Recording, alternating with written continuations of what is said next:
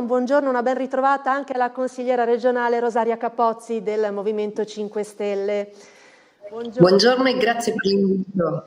Grazie a voi per essere qui. Allora non possiamo che ripartire dagli sviluppi riguardanti al terzo mandato. La consulta dunque sul terzo mandato, no anche nelle regioni speciali. Fedriga che afferma serve l'intesa politica. Andiamo a risentire una parte proprio dei commenti politici raccolti ieri in conseguenza a quanto emerso. Andiamo a risentirli assieme.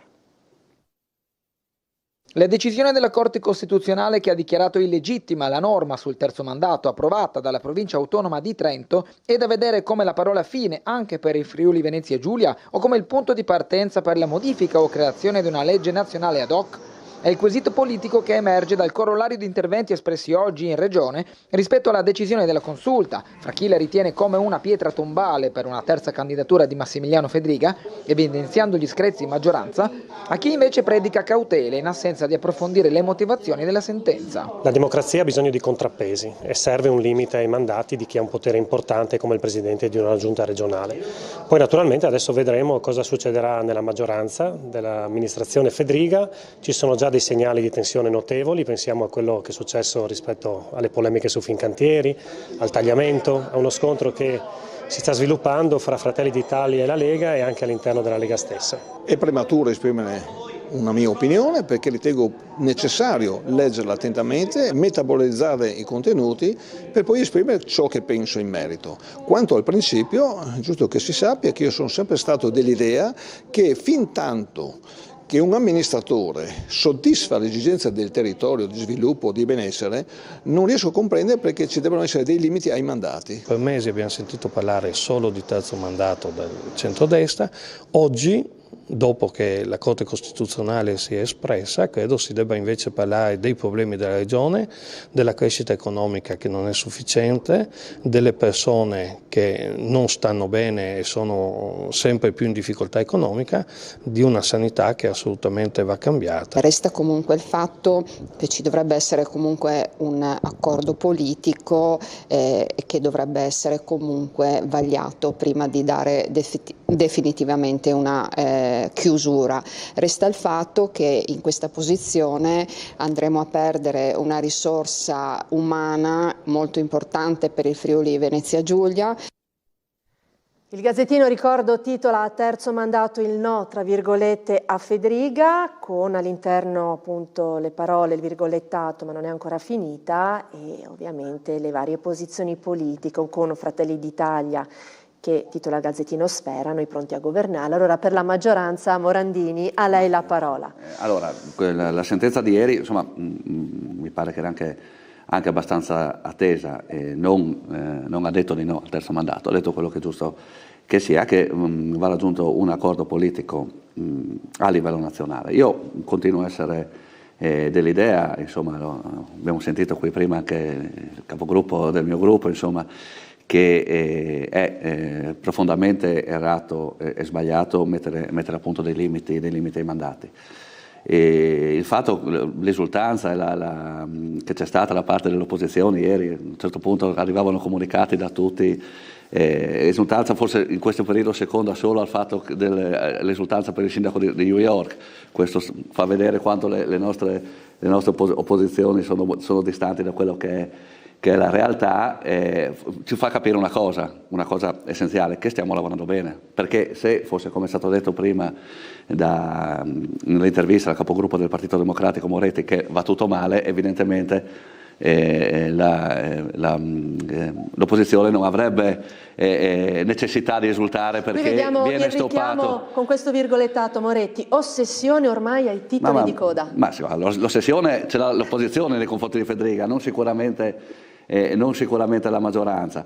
Questo significa che la maggioranza, l'amministrazione sta lavorando molto bene, perché se l'opposizione ha bisogno di festeggiare perché diciamo così, l'avversario che vince tutte le gare viene azzoppato, perché questa è la verità, no? Perché questa è l'esultanza che fa l'opposizione, vuol dire che stiamo lavorando bene. Io penso e mi auguro che a livello nazionale ci sia un serio dibattito, come diceva in un'intervista che ho sentito ieri anche il Presidente Fedriga, che magari allontanandoci da scadenze prossime, dopo le prossime elezioni regionali, per un po' non ci saranno delle elezioni regionali e ci sia un serio dibattito per poter aprire al terzo mandato, chiaramente noi insomma, per questo noi saremmo molto favorevoli, perché la risorsa, l'importanza del Presidente Fedriga è sicuramente centrale nella regione sorridere la consigliera Capozzi, nella regione Friuli Venezia Giulia. Poi io sono convinto che comunque insomma, anche l'esultanza delle opposizioni, io penso che comunque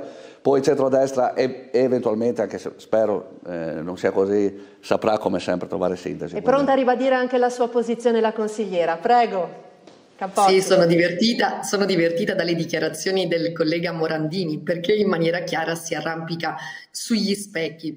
Allora, personalmente rappresento la forza politica del Movimento 5 Stelle. Ieri non abbiamo insultato perché la sentenza pone un no a Fedriga. Io personalmente ho esultato perché è stato sancito un principio fondamentale, ovvero che in Italia i principi generali che sono a fondamento dell'ordinamento giuridico devono essere rispettati da tutti, quindi sostanzialmente che la legge è uguale per tutti, anche per quelle regioni che sono dotate di autonomia dal punto di vista legislativo, quindi anche per la nostra. Ho esultato appunto per una questione di diritto, perché voglio anche ricordare ai cittadini che ci seguono da casa, il nostro no al terzo mandato è un no alla ratio che è stata sottesa proprio a questa regola, ovvero a far sì che non si perpetri un potere per più di 10 anni, ma poi parliamo di un potere importante come quello di un presidente di regione. Quindi io ho accolto con favore questa sentenza, ma ripeto, per la questione puramente giuridica. Poi che colpisca Fedriga è un effetto collaterale, e rispetto a questo devo dire che la maggioranza da qui in avanti non ha poche gatte da pelare, perché è vero che Fedriga ha un consenso importante, ma negli ultimi anni il consenso si è spostato sulla persona e quindi non sulla forza politica, che invece anche nei risultati che sono stati registrati nelle altre regioni sta perdendo consenso.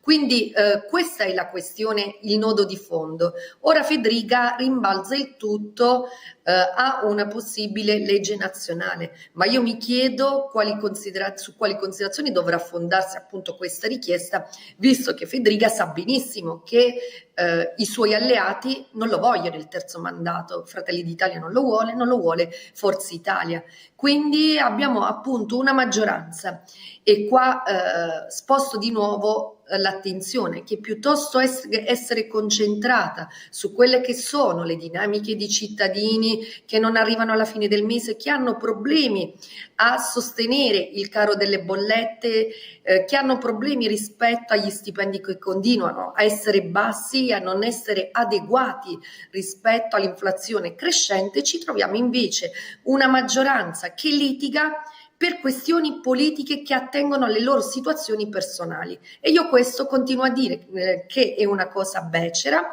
e che non fa altro che allontanare i cittadini dalla politica, perché i cittadini vedono soltanto una corsa a quelle che sono le proprie posizioni personali. Chiara la posizione, facciamo così, mando la nuova pausa pubblicitaria, così al rientro le garantisco il tempo per una replica più approfondita. A tra poco.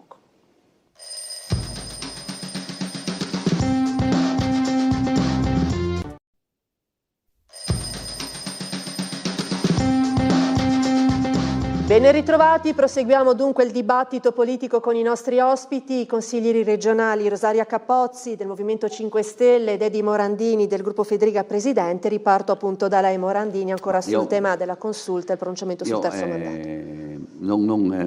Allora, se la situazione dovesse rimanere come adesso, alle prossime elezioni regionali chiunque, come è giusto che sia, potrebbe candidarsi a governatore del Friuli Venezia Giulia, presidente della giunta del Friuli Venezia Giulia, tutti gli abitanti del Friuli Venezia Giulia, anche le persone non residenti in Friuli Venezia Giulia, a parte una persona. Solo una persona non potrebbe candidarsi in tutto. Quindi non vedo dove sia un grosso esercizio di democrazia questo, non riesco a capire, anche perché è vero che il ruolo dei presidenti di regione è molto importante, ma comunque è un ruolo che è sempre sottoposto, tutte le leggi regionali sono comunque sottoposte, e infatti molte o alcune, come per esempio quella appunto che la provincia di Trento ha fatto nei confronti del terzo mandato, può essere impugnata dal governo, passa al vaglio del governo, e diciamo che il vero paradosso è che in ruoli anche principali, per esempio il ruolo del Presidente del Consiglio, io sinceramente mi auguro che la Presidente Meloni rimanga per tantissimi anni Presidente, però non c'è un limite.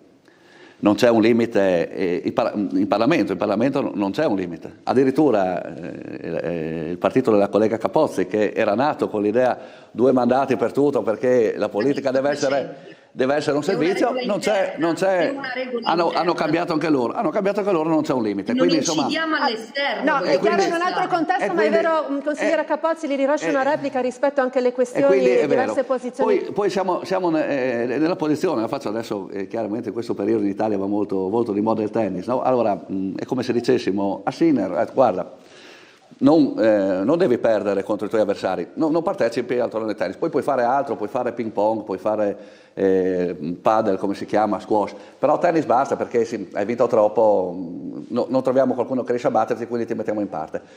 Ma non è solo per Fedriga, è stato fatto per molti altri presidenti. Poi devo dire la verità che, almeno da quello che abbiamo visto a livello delle regioni, comunque anche dove non ha potuto ricandidarsi dopo il terzo mandato, molte volte quando una forza politica con un presidente che è molto diciamo così apprezzato, anche se non ha potuto ricandidarsi come è già successo o come sta succedendo, vediamo che comunque poi alla fine il risultato elettorale non cambia granché.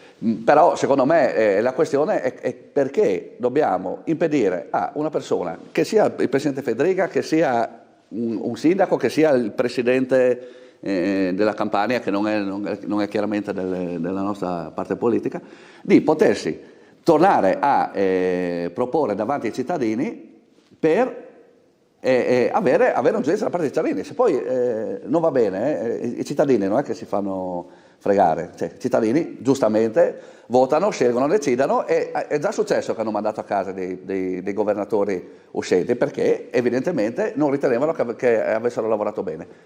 Quindi, però noi questo è un'opportunità che non diamo, quindi per me, secondo me, è profondamente sbagliato, e non è questo un esercizio di democrazia.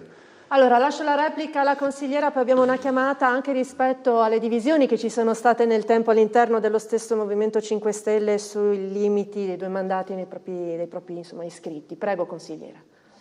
Ma il collega Morandini ha mischiato tutto, ecco. Che cosa c'entra il limite che ci eravamo dati al nostro interno, che non incide sulla vita dei cittadini? Era una regola che trovava la sua razza appunto nel fatto che non ci dovesse essere una professionalizzazione della politica, e questo, ripeto, non incide sulla vita dei nostri cittadini.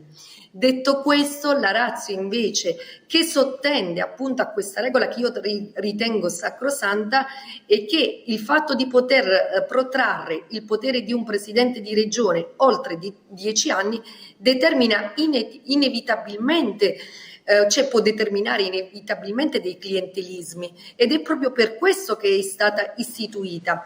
E quindi se una forza politica ritiene di essere forte sul territorio perché ha portato avanti un progetto politico serio, perché ha avuto un riscontro rispetto ai cittadini, non può identificare quella forza politica con il personaggio che evidentemente tira di più appunto della forza politica stessa. Io di questo sono convinta, e questo accadrà anche nella nostra regione, perché con buona pace di Fedriga probabilmente ci saranno anche altre proposte avanzate dai gruppi di maggioranza che potranno comunque avere anche l'avallo appunto di una gran parte della nostra regione e surclassare anche i risultati da sempre ottenuti da Fedriga. E quindi ribadisco che da sempre c'è rispetto a questo un'identificazione di del Presidente nella forza politica. Questo è avvenuto anche in Veneto per quanto riguarda Zaia, che comunque ha dovuto per forza di cose cedere il posto, e io mi aspetto che faccia lo stesso Fedriga e che non si incaponisca, ecco, rispetto a questo,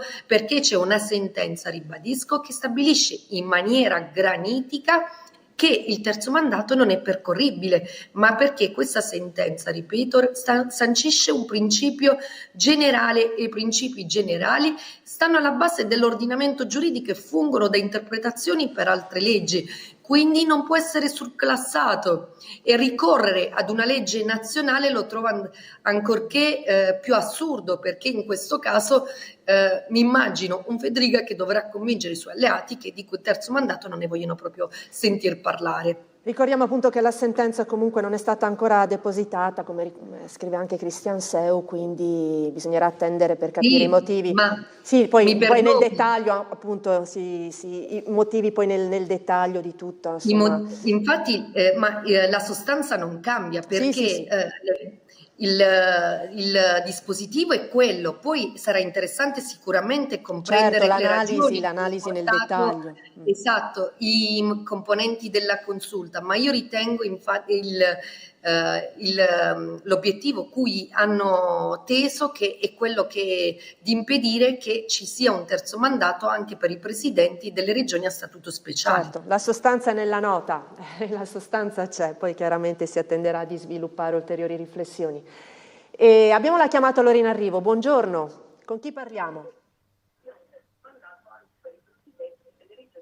Vediamo se riusciamo a sentire il nostro telespettatore o telespettatrice. Buongiorno, ci riproviamo. Buongiorno. Eccolo, buongiorno, da dove ci chiama? Sono Nevio e telefono da Udine. Nevio, ben ritrovato. È sul tema terzo mandato che ci sta chiamando? Sì, sul terzo mandato. Allora guardi, io sono, siccome dico sempre, sono un uomo della strada, cioè io sono lontano dai partiti, perciò da cittadino dico quello che vedo. Allora, a mio parere, in linea di principio potrei essere contrario al terzo mandato, però io vedo parlamentari che sono lì da 50 anni, sindaci che mi sembra che abbiano fino al terzo mandato, certi almeno per certo numero di popolazione. Vedo addirittura senatori a vita, gente che non è mai stata votata, che non ha brillato quando erano primi ministri, che si ritrovano tutta la vita senza nessun mandato elettorale a fare i senatori a vita. Allora, cosa voglio dire? La scusa qual è? Che Fedriga per il terzo mandato avrebbe troppo potere e potrebbe usare questo potere a modo suo. Allora qua si prende per cretini gli abitanti del Friuli, perché se io dovessi vedere un Fedriga, un presidente della regione che usa il potere in malo modo, non lo voto, perciò non c'entra niente il terzo mandato. Poi io farei una proposta, visto che tutti parlano di secondo mandato, terzo mandato che non si può fare. 2 legislature e poi tutti vanno a casa consiglieri regionali, consiglieri comunali, assessori, eccetera, eccetera. Allora, questo sì che non sarebbe ipocrisia, ma parlare solo di una cosa rispetto alle altre, allora, una cosa non va bene, le altre vanno tutte bene. Non è così, cari signori. Poi si è visto anche che il Movimento 5 Stelle era partito con 2 mandati, mi sembra. Sono tutti lì, addirittura Fico si presenta lì, andava in giro in autobus per la città, con scorte che costava il doppio che con la macchina blindata. Adesso lo ritroviamo anche Presidente della Campania. Basta con questa ipocrisia, no? Non se ne può più. Arrivederci, grazie. Arrivederci a lei, Nevio. Allora riparto per la minoranza del Movimento 5 Stelle dalla consigliera Capozzi. Prego, consigliera. Ma io saluto con simpatia Nevio, il signor Nevio che ogni volta chiama, però non posso condividere quello che ha espresso, perché fa riferimento a degli organi collegiali. I membri della Camera e i membri del Senato sono membri di un organismo collegiale. quindi che non è decisivo come quello del presidente di una regione, e della ratio appunto che continuo a dire, il presidente della regione ha un potere in mano a sé, è un potere che può sfociare sicuramente in situazioni distorte dopo 10 anni, ed è il motivo per cui è stato creato il divieto stesso, cosa che non può accadere invece né per i membri della Camera né per quanto riguarda quelli del Senato, perché sono organi collegiali che fungono da bilanciamento, che si bilanciano tra di loro.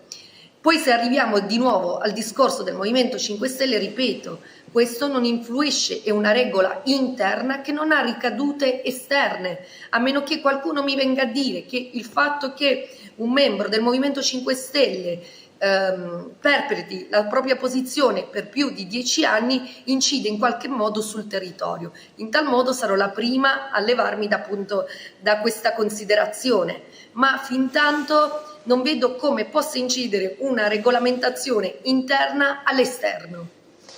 Prego Morandini. Allora, innanzitutto io mi ritengo comunque una persona, insomma, svolgo il mio ruolo molto di più in mezzo alla gente che rispetto magari all'interno dei palazzi, no? E mi trovo veramente in grossa difficoltà ogni volta, perché moltissime persone, come il signor Rebio che ha chiamato, con il quale fra l'altro mi trovo molto spesso in accordo, e mi chiedono perché, se le cose vanno bene, se noi vogliamo avere come presidente Fedriga in questo caso, perché comunque chiaramente me lo chiedono per Fedriga o magari in qualche comune perché vogliamo riavere questo sindaco, non possiamo farlo perché poi chiaramente vengono fatti. È vero che la Camera è un organo collegiale, però per esempio nel Consiglio regionale ci sono 3 mandati, per i consiglieri ci sono 3 mandati,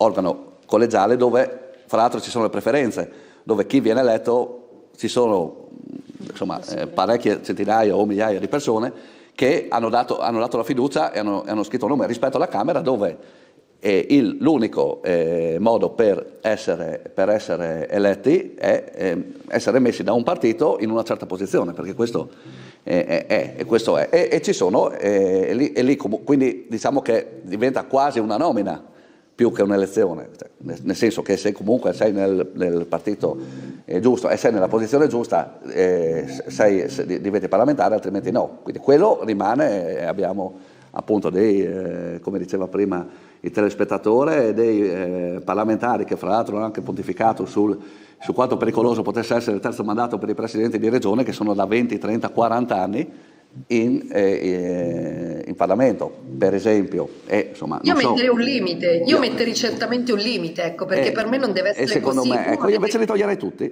perché fino a quando una persona gode della fiducia dei cittadini, questa è democrazia secondo me, è giusto che sia a governare o ha detto giustamente, mi passi una battuta la collega Capozzi, che prima ha fatto, visto che il mio primo intervento l'ha fatto sorridere, adesso ne sorrido anch'io, per fortuna che le posizioni degli iscritti al 5 Stelle non hanno nessun diciamo così,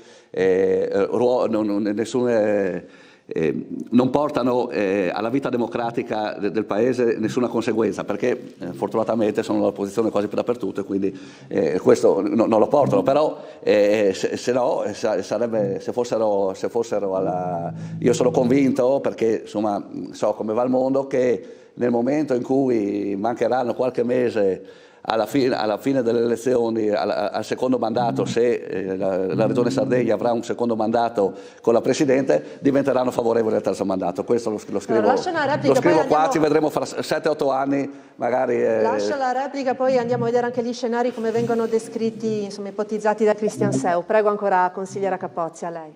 Ma io rimando l'ironia al collega Morandini e gli dico che all'inverso sarò io a ridere nel 2027, perché quello che appare evidente nella nostra regione è che i cittadini non votano la Lega ma votano il presidente Fedriga, e la grossa difficoltà interna all'interno della Lega è trovare una valida alternativa al presidente Fedriga che possa avere abbastanza credibilità anche rispetto ai propri alleati. Questa è la sostanza.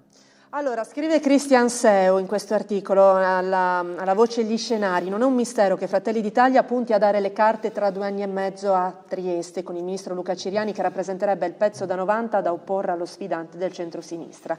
La Lega però è convinta di poter dire ancora la sua, anche in caso di stop definitivo a Fedriga, consapevole di avere qualche asso da calare. Nel brusio dei passi perduti in Consiglio regionale c'è chi ipotizza anche una soluzione d'altri tempi con un romantico ritorno al proporzionale puro. A scegliere il presidente della giunta sarebbero allora i consiglieri regionali e non, come ora, direttamente gli elettori, in un meccanismo che consentirebbe ai partiti del centrodestra, in caso di vittoria naturalmente, di pesarsi, tra virgolette, al risultato acquisito. Chi prende più voti indica il governatore, ma che finirebbe per minare la stabilità garantita dall'attuale sistema, e quindi chiaramente ci sono tante ipotesi, scenari, voci che si rincorrono. Comunque Walter Rizzetto di Fratelli d'Italia ha detto, appunto, Fratelli d'Italia è pronta a indicare un candidato. Il segretario dei Meridionali dice dai giudici parole nette, Savino parla di necessità quindi di riflessione seria.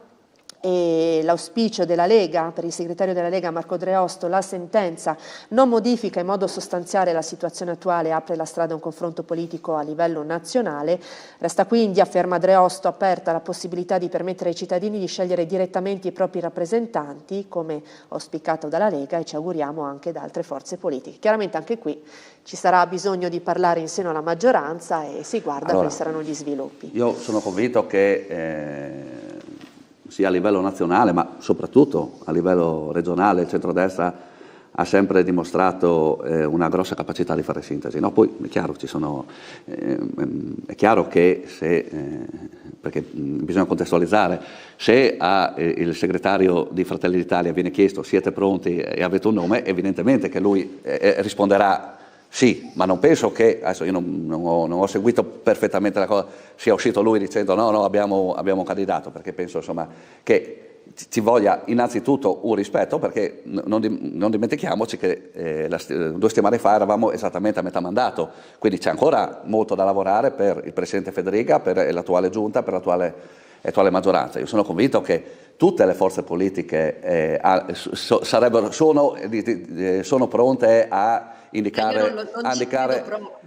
dei nomi, anche la stessa parte civica, chiamiamola civica. Penso che nel momento in cui si trovasse un dibattito sarebbe pronta ad indicare dei nomi. Questo è normale, però io sono convinto che una sintesi si troverà, ma il concetto non è tanto quello di pensare al dopo Fedriga, come detto.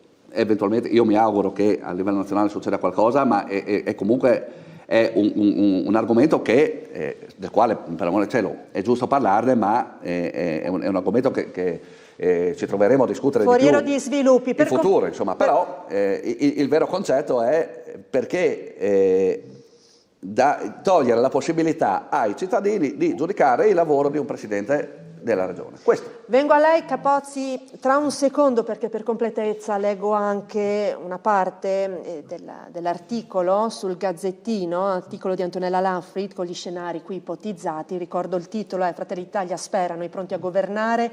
Rizzetto dice presto, ma se toccasse a noi saremmo preparati. Dal ministro per i rapporti con il Parlamento Ciriani, poi per il Carroccio invece l'opzione Barbara Zilli, il Friuli cerca un successore e qui sotto la voce scenari scrive la giornalista: è proprio il voto nazionale potrebbe essere un ulteriore tassello decisivo per la prossima vita politica regionale.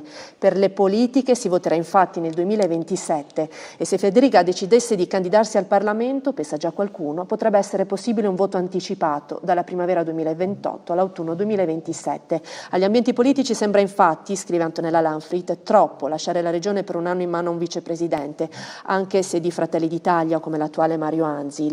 In verità proprio ieri Fedriga ha escluso di pensare a soluzioni situazioni simili per il suo futuro, ribadendo che faccio il Presidente della Regione, spero di farlo al meglio e ci metto tutto l'impegno possibile.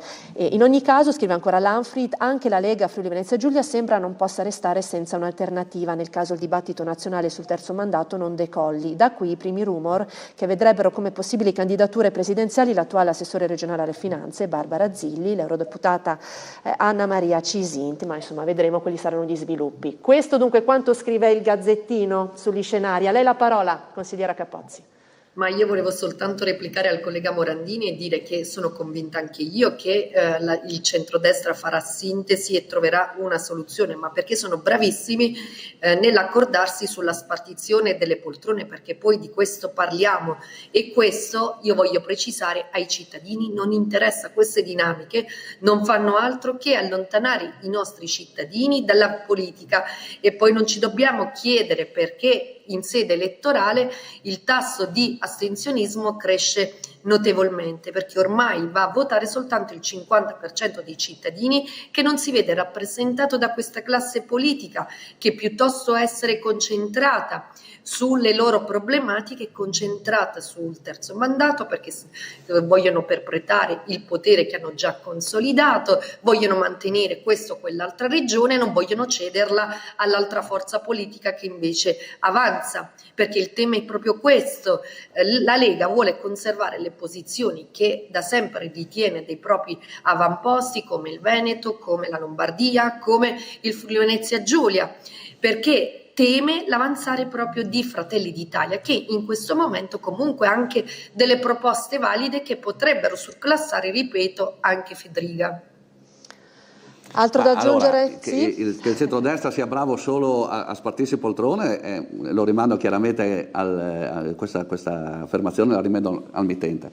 Allora, ormai il Movimento 5 Stelle in Italia esiste da più di 15 anni, penso, no? Movimento nato appunto per portare i cittadini... Il terzo partito del paese. Esatto, per portare i cittadini a entrare e a aprire come una scatola di sardine le varie istituzioni, e non penso che ormai da 15 anni questa grossa novità abbia cambiato quello che è il trend, purtroppo, perché insomma questa diciamo è responsabilità di tutto, è responsabilità di tutti, abbia cambiato l'affezione alla politica dei cittadini, che purtroppo è un problema del quale io come rappresentante delle istituzioni mi sento corresponsabile come tutti, però insomma sono molte volte bravi a dare colpe agli altri. Poi sentirmi dire che al centrodestra siamo bravi solo a spartirsi le poltrone dove governa il centro-sinistra in questo momento, lo deve fare con questo famoso campo largo, vedo Udine, dove per governare, per avere delle poltrone si mettono insieme delle forze politiche che non c'entrano niente fra di loro, perché i centristi a Udine per esempio, i centristi con quello che è l'ala sinistra, l'abbiamo visto, abbiamo avuto degli esempi qualche settimana fa, qualche mese fa, e per tutta ormai 2 anni e mezzo di legislatura di Udine, che non c'entrano niente politicamente fra di loro, e lo fanno solo appunto perché si sono creati un nemico e devono avere il centro di potere, perché oggettivamente quello che è l'ala sinistra formata dai 5 Stelle, formata dall'estrema sinistra e a livello nazionale non riescono, però si mettono vicino solo per appunto mantenere il centro di potere. Invece quello che riguarda il centrodestra, che è una coalizione che va avanti unita con dei distinguo interni, come è giusto che siano, e con un dibattito interno anche forte, come è giusto che sia, va avanti da ormai 30-40 anni, 30 anni ormai, insomma, sicuramente penso che ci sia molta più omogeneità nel centrodestra che non nel centrosinistra, che per vincere le elezioni deve mettere insieme lo zucchero col sale. Lascio la replica alla consigliera, tra poco abbiamo pubblicità, abbiamo anche una chiamata in arrivo, chiedo ancora un po' di pazienza a chi ci sta contattando. Ma continuo a vedere un collega Morandini che si arrampica sugli specchi perché mischia tutto. Allora, dice che nel campo largo ci debbano essere anime comuni, ma io voglio specificare che dovunque noi siamo andati in campo largo non era perché ci uniformavamo al progetto politico di altre forze politiche, perché condividevamo un progetto da portare ai cittadini.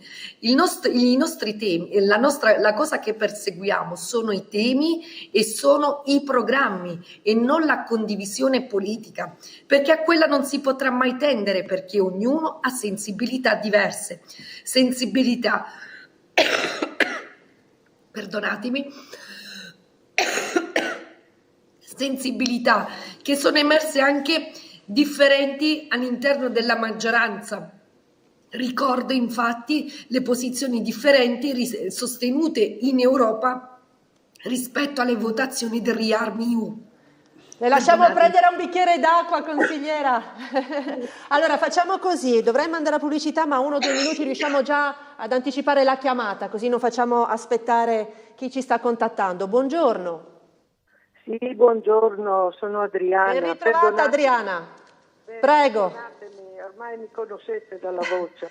Ecco, sono ridicoli questi personaggi che dicono che uno fa corsa per mantenere la poltrona. Sono tutti poltrone, una poltrona comoda, ben pagata, dove se loro perdono questa poltrona non trovano nessun altro posto che li paga a queste cifre che prendono in regione per fare qualcosa, perché sono sicura che fare qualcosa di veramente per essere pagati con questi stipendi non c'è ditta che li prende. Allora voglio dire... Non possiamo dirlo però, signora Adriana, poi anche la professionalità di ciascuno, l'impegno di ciascuno, come sempre dico, non possiamo fare un discorso generalizzato da questo punto di vista, però lei è molto critica anche sulle posizioni e i risultati ottenuti dai politici in linea generale, vero? L'abbiamo sentita più volte, un po' sfiduciata rispetto alla classe politica, qualsiasi sia anche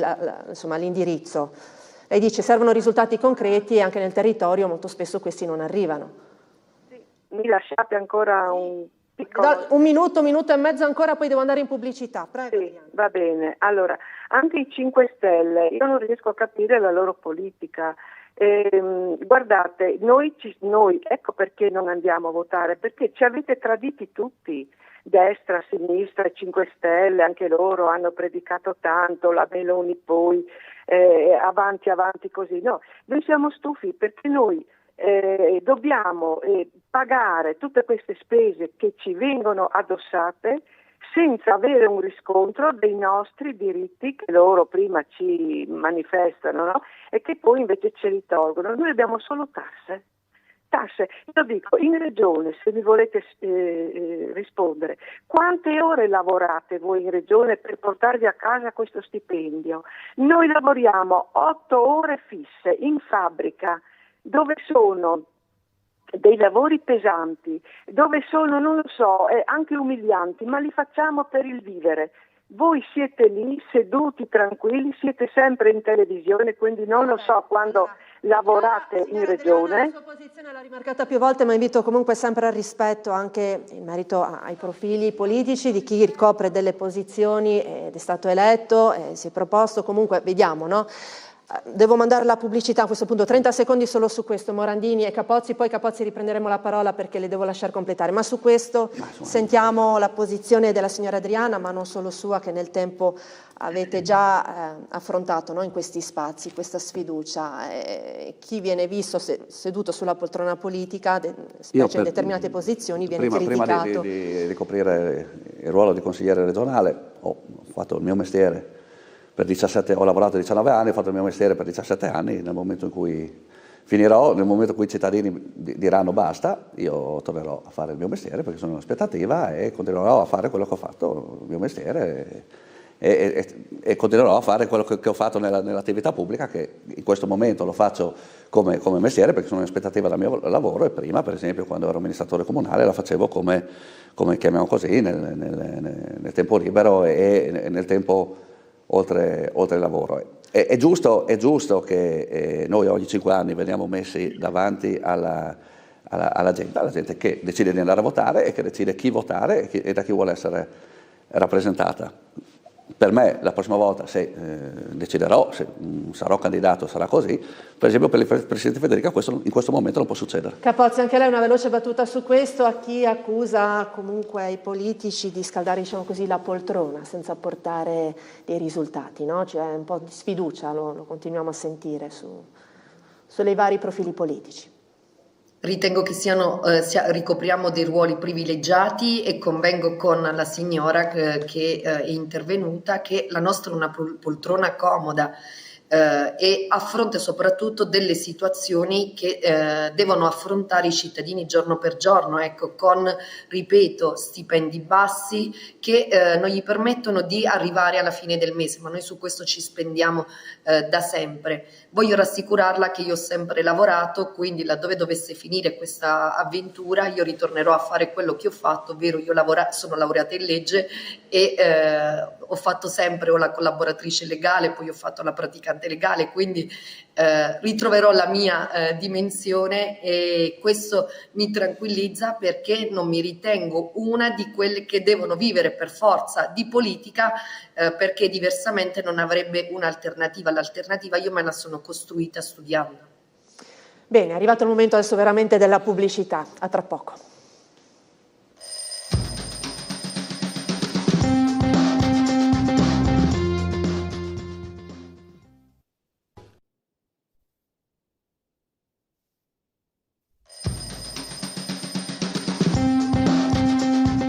Ben ritrovati, ultima parte di Sveglia Friuli. Allora abbiamo sempre con noi i consiglieri regionali Capozzi e Morandini. Ultimo tema, andiamo subito nelle pagine del Messaggero Veneto con l'intervista al ministro Salvini che interviene sul caso Fincantieri. Salvini in media su Fincantieri, afferma un'eccellenza mondiale ma il territorio va ascoltato. Cisinte Federica, nessun caso politico, afferma, da una voce a sensibilità diverse. Dunque, scrive Maddalena Rebecca, rispetto al caso Fincantieri Matteo Salvini si trova indubbiamente in una posizione scomoda. Da esponente del governo che attraverso Cassa Depositi e Prestiti detiene il 71% delle quote della società, deve difendere il ruolo di gigante industriale riconosciuto a livello internazionale.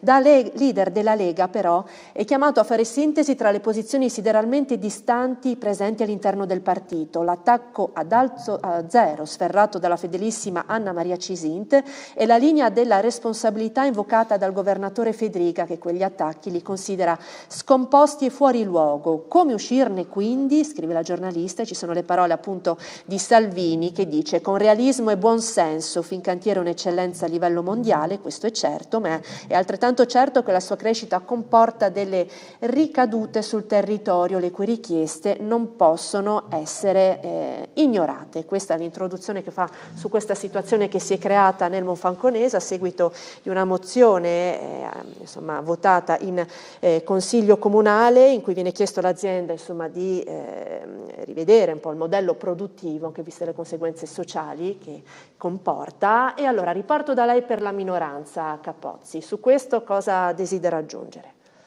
Questa è l'unità che ha rappresentato il collega Morandini, perché al loro interno non fanno sintesi neanche su temi cruciali per il territorio.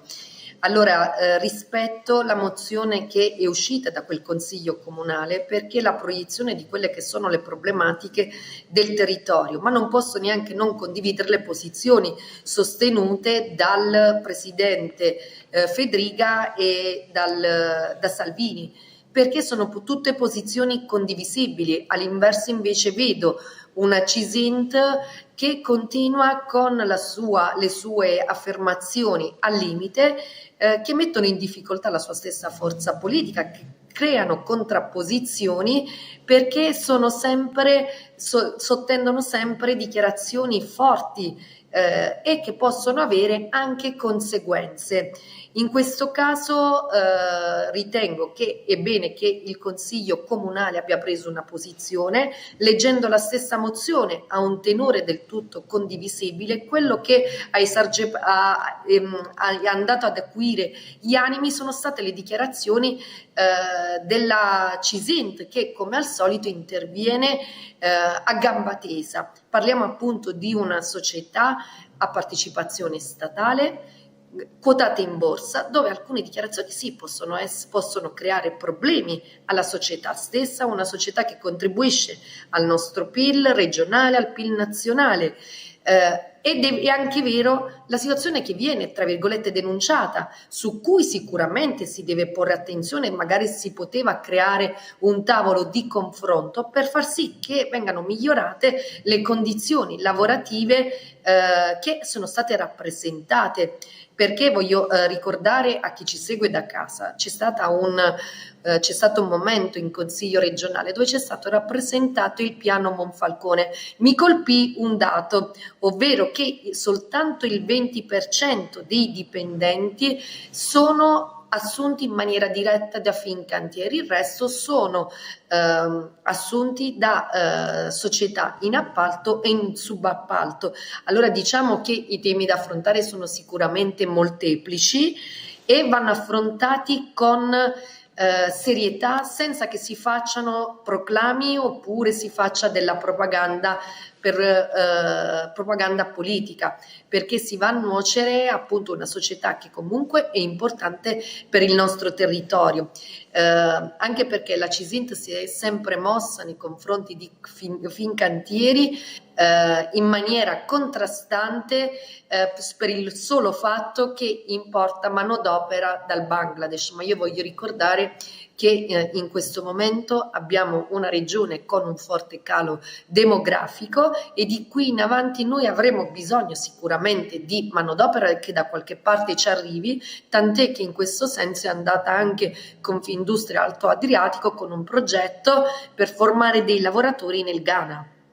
Allora, io vengo da lei, Morandini, rilanciando comunque anche questa parte di risposta di Salvini. La giornalista Maddalena Rebecca chiede: le ricadute sociali della presenza dello stabilimento a Monfalcone, che ha attirato e continua ad attirare migliaia di lavoratori stranieri, sono comunque dunque innegabili e dirompenti. Come va gestito questo fenomeno?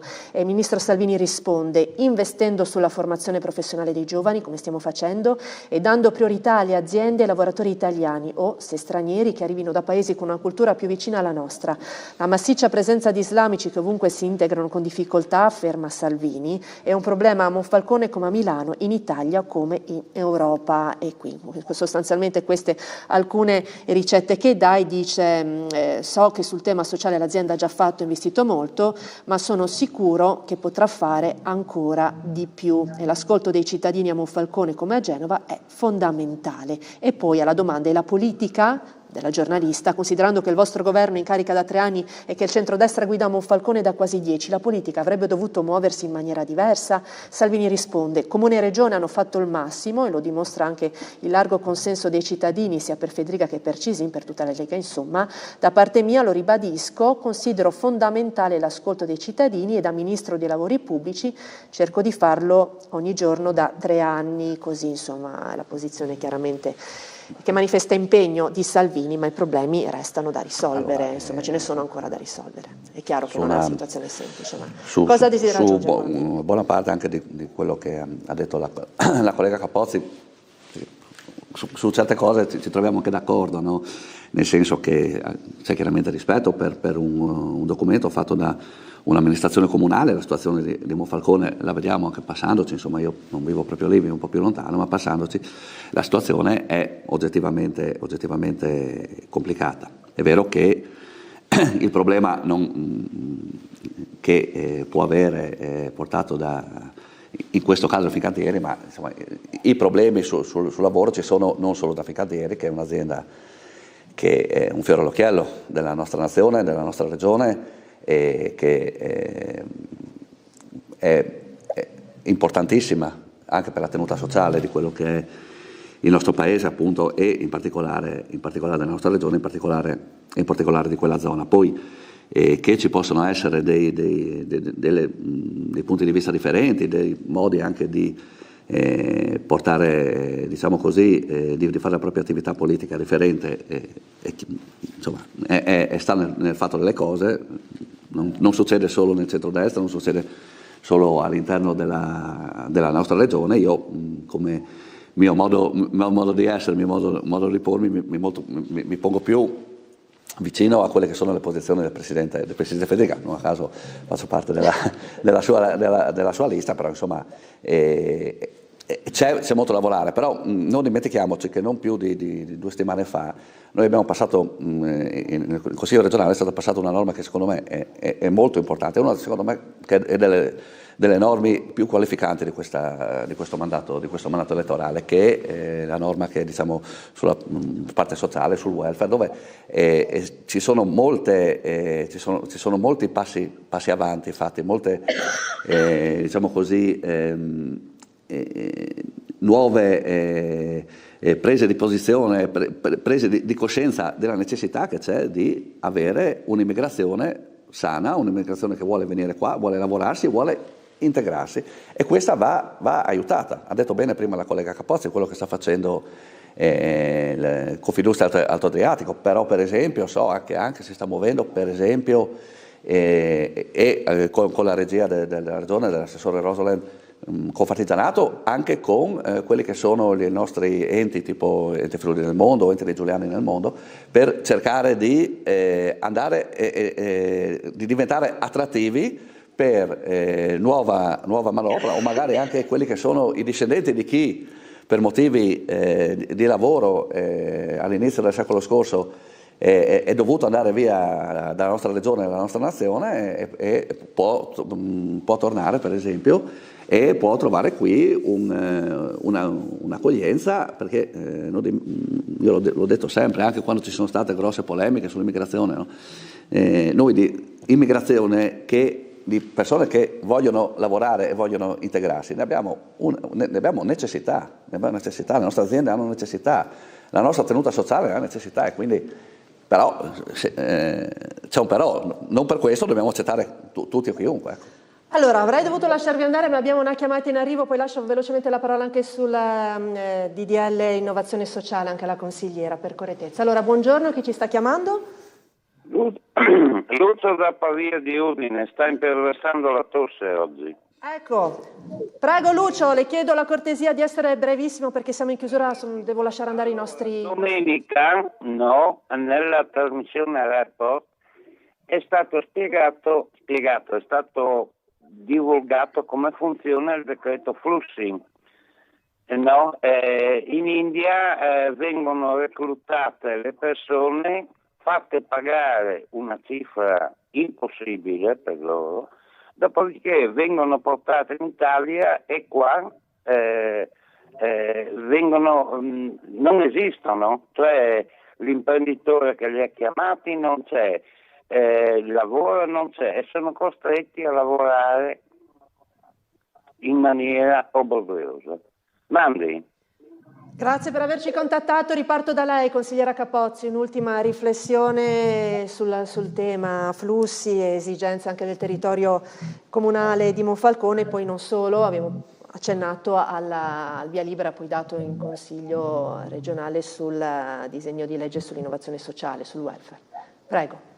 Giusto un passaggio veloce a chiusura anche di questo ragionamento, e rispetto anche a quello che ha detto il signore che è appena intervenuto, che tutte le situazioni illegali devono essere certamente perseguite, ma ripeto, sentire dire che Fincantieri pratica il capolarato, no, questo non si può dire, sì. No, una situazione al limite. Perché purtroppo c'è all'interno di Fincantieri ci stanno delle situazioni che si possono creare, ma date da ulteriori passaggi, quali ad esempio appalti e subappalti, ma certamente che non coinvolgono direttamente Fincantieri, perché sarebbe assurdo che una società statale sia promotrice, appunto, comunque si faccia promotrice di situazioni di questo tipo. Arrivando invece alla legge sul welfare, noi del Movimento 5 Stelle ci siamo responsabilmente astenuti, e questo non significa che abbiamo espresso contrarietà, ma abbiamo colto tutti gli aspetti positivi in esso contenuti e le intenzioni anche dell'assessore in questo senso, però non abbiamo espresso voto favorevole perché alcuni aspetti che volevamo rafforzare anche con i nostri emendamenti che non sono stati accolti non sono contemplati in questa legge, come ad esempio il rafforzamento della lotta al lavoro povero e il rafforzamento a una retribuzione più equa dei nostri lavoratori che purtroppo si trovano in questo momento storico ad essere poveri pur lavorando. Quindi abbiamo posto la nostra attenzione su questi aspetti come su altri, ad esempio la parità di genere, oppure volevamo un ulteriore rafforzamento delle tutele nei confronti delle donne lavoratrici, perché purtroppo subiscono ancora un gap importante rispetto ai lavoratori uomini. Bene, grazie allora consigliera Rosaria Capozzi.